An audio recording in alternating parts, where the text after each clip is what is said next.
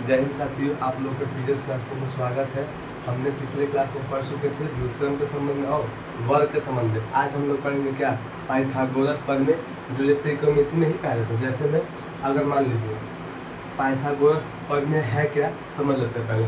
Pythagoras प्रमेय वह है कि किसी भी समकोण त्रिभुज की एक भुजाएं दो भुजाओं के योगफल के बराबर हो। जैसे हम मान लेते हैं कि ये आपका क्या है, ये आपका हो गया एक समकोण त्रिभुज। क्या हो गया, समकोण त्रिभुज। हमने नाम रख दिया है कि ये क्या है, ए है, ये आपका क्या है, बी है, और क्या है, ये सी है। इसमें से बड़ा भुजा कौन सा है, ए सी है। ऐसे क्या है, ए सी है। इसका मैंने नाम क्या रख दिया, कर्ण। ये कर्ण जो है ना, ये दो भुजाओं के योगफल क्या है, बराबर है। मतलब कहने का मतलब है कि दो के बराबर, कहने का मतलब है लंब है और ये क्या है, आधार है। इन दोनों के बराबर क्या है, कर्ण है। ये अकेले इन दोनों के बराबर है। जैसे अगर फॉर्मूला पूछ दे आपसे कि कर्ण का स्क्वायर बराबर क्या होता है, तो आप कहिएगा, फर्स्ट है कर्ण का स्क्वायर बराबर, ये आपका हो गया लंब का स्क्वायर माइनस आधार का स्क्वायर। क्या होगा, लंब का स्क्वायर माइनस आधार, सॉरी प्लस लंब का स्क्वायर प्लस आधार का स्क्वायर। यानी कहने का मतलब है कि एक त्रिभुज यानी कि एक भुजाएं, ये दो भुजाओं की योगफल क्या होगी, बराबर होगी। अगर पूछ दे कि लंब का स्क्वायर क्या होगा, तो यहाँ से 2 नंबर, यानी कि लंब का स्क्वायर होगा ये कर्ण का, यानी कि जो बड़का है उसमें क्या करेंगे, छोटा को हटा देंगे। यानी कहने का मतलब है कर्ण का स्क्वायर माइनस ये आपका होगा आधार का स्क्वायर, आधार का स्क्वायर। यहाँ पे हो गया तीसरा, आधार का स्क्वायर बराबर क्या होगा, हमने बताया था कि कर्ण का स्क्वायर दो भुजाओं के योगफल के बराबर होगी। अगर पूछ दे कि लंब का स्क्वायर क्या होगा, तो सबसे बड़का में से छोटा को घटा देंगे। अब पूछा कि आधार का स्क्वायर क्या होगा, तो कर्ण का स्क्वायर, यहाँ पे क्या था, आधार, यानी कि लंब पूछा था तो आधार घटाया है, यहाँ पे आधार पूछेगा तो लंब घटा देंगे, यानी कि क्या होगा, लंब का स्क्वायर। ठीक है, अगर चलिए यहाँ पे देखते हैं, एक सुनिश्चित किया जाता है कि अगर एच का स्क्वायर हो तो क्या होगा, तो एच का स्क्वायर बराबर क्या होगा, P square plus B square. यानी क्या है, ये तुम्हारा है कर्ण है, ये लंब है, और ये क्या है, बी आधार है। अगर पूछ दे कि एच का मान बताइए, तो एच का है स्क्वायर में है, अगर बराबर के उठ सा जाएगा तो क्या होगा, रूट अंडर में P square plus B square. ये रहा आपका पाइथागोरस प्रमेय। अब चलिए मान लीजिए कि कर्ण का स्क्वायर बराबर क्या होता है, लंब का स्क्वायर प्लस आधार का स्क्वायर। लंब का स्क्वायर पूछे तो कर्ण का स्क्वायर माइनस आधार का स्क्वायर, और आधार का स्क्वायर पूछे तो कर्ण का स्क्वायर माइनस लंब का स्क्वायर। अब चलिए आगे चलते हैं।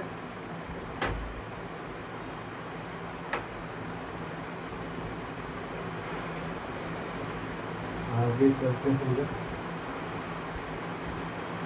देखिए यहाँ से हम लोग एच का स्क्वायर बराबर हमने क्या देखा था, P square plus B square, यही देख रहे थे। अगर चलिए अगर पूछ दे एच का मान फिर क्या होगा, तो एच का मान अगर मान के चलिए, एच क्या है, स्क्वायर में है, अगर स्क्वायर है तो बराबर के उस साइड जाएगा तो क्या होगा, रूट अंडर, यानी कि root under P square plus B square.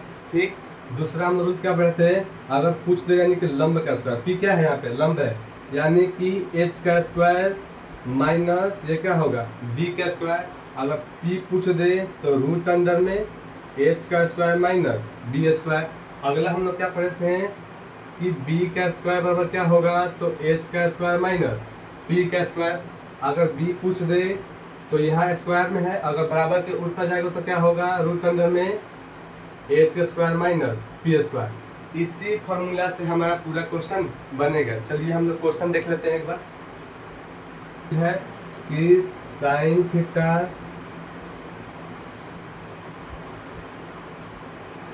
Theta cosec theta tan theta cot theta sec theta और ये क्या हुआ, कॉस थीटा। चलिए इन लोग का मान क्या होता है पहले ये देख लेते हैं।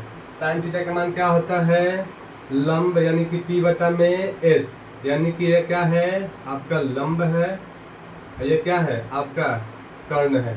देखिए हमने आप लोगों को पिछले क्लास में बताया था व्युत्क्रम संबंध में।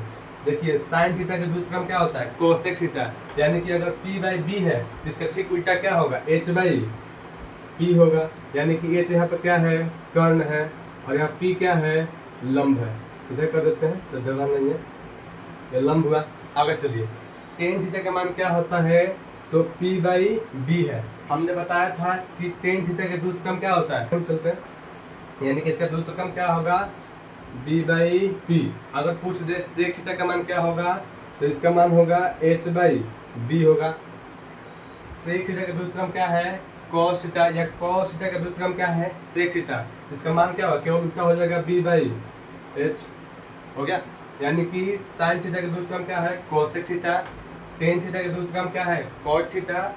सेक थीटा का व्युत्क्रम क्या है, cos थीटा, या cos थीटा का व्युत्क्रम क्या है, sec थीटा। अब इन लोग का मान क्या होगा, sin थीटा दिया हो तो लंब बटा में कर्ण होगा, इसका उल्टा ठीक क्या होगा, कर्ण बटा में लंब होगा।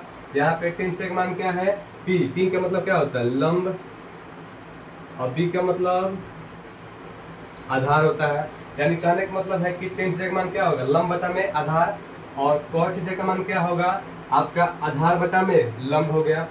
सेक थीटा का मान क्या होगा, H क्या है, कर्ण है, B क्या है, तो आधार है, हुआ। यहाँ पे cos थीटा का मान क्या है, यहाँ पे B आपका क्या है, B आपका आधार हो गया, और H क्या हो गया, कर्ण हो गया। यही आपका सबसे मस्त ट्रिक है बनाने का त्रिकोणमिति। अब आगे चलते हैं, क्वेश्चन को थोड़ा ध्यान देते हैं। क्वेश्चन देख लेते हैं एक बार। क्वेश्चन क्या है, मान अगर 3/4 हो तो cos theta, tan theta, cos theta यानी cot थीटा, सेक थीटा और cosec थीटा का मान बताएं। क्या करें, मान बताएं। चलिए, ये आपका पूछा गया सवाल है 2021, कितने को, 2021 बिहार बोर्ड में पूछा गया सवाल है। चलिए, यहाँ पे क्या दिया है हमारा क्वेश्चन, साइन थीटा बराबर क्या दिया है आपका, 3/4। हम लोग साइन थीटा का मान क्या होता है, H होता है। यानी कि ये क्या है आपका, लंब है, और H क्या है, कर्ण है। लंब दे दिया है और कर्ण दे दिया है, तो निकालना हमको क्या है, आधार निकालना है।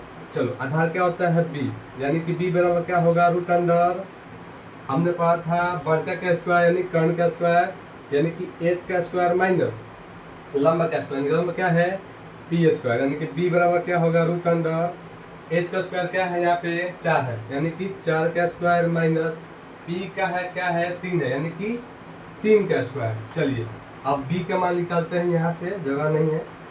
B का मान होगा आपका, ये होगा 16, यानी कि 4 का स्क्वायर कितना होगा, 16, और 3 का स्क्वायर कितना होगा, 9। अब B का स्क्वायर क्या होगा, B में क्या होगा, 16 में से 9 गया 7, यानी अगर B का मान आपका रूट 7 निकल गया तो हम लोग cos थीटा का मान निकाल लेंगे। cos थीटा का मान क्या होता है, cos थीटा का मान होता है, हमने पढ़े थे अभी, B/H। हमने B निकाल दिया है और H प्रॉपर दिया हुआ है, तो B क्या होगा, रूट अंदर 7, और H क्या दिया है आपका 4, क्या है, रूट 7।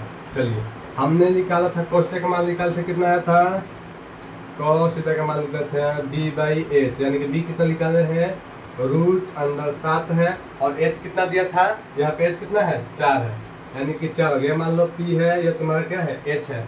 अब आगे निकालते हैं टेन थीटा का मान, यहाँ पे टेन थीटा का मान, टेन थीटा का मान क्या होता है, P/B होता है। अब बताइए, P कितना दिया है, यहाँ पे 3 दे दिया हुआ है, और B कितना निकाले हैं हम लोग, रूट 7, सही। अब चलते आगे, यानी cosec थीटा का मान, cosec का मान क्या होता है, हमने बताया था कि sin थीटा, यानी कि sin थीटा का व्युत्क्रम क्या होता है, cosec थीटा। तो क्या होगा आपका, इसका मान होता है आपका H/P। H यहाँ पे क्या है, 4 है, तो B क्या होगा, P क्या होगा, 3 होगा, निकला। अब चलते हैं आगे, यहाँ पे टेन थीटा निकल गया, cosec निकल गया। अब चलो, हम पढ़ाए थे कि cos थीटा का व्युत्क्रम क्या होता है, sec थीटा। अगर cos थीटा का मान निकालना है, रूट अंडर 7/4 है, तो sec थीटा का मान क्या होगा, 4 में रूट अंडर 7 होगा। अगर cosec निकाल दिए हैं, sin का क्या होता है, व्युत्क्रम होता है, टेन का व्युत्क्रम क्या होता है, cot होता है, तो cot का मान क्या होगा आपका, रूट अंडर 7/3।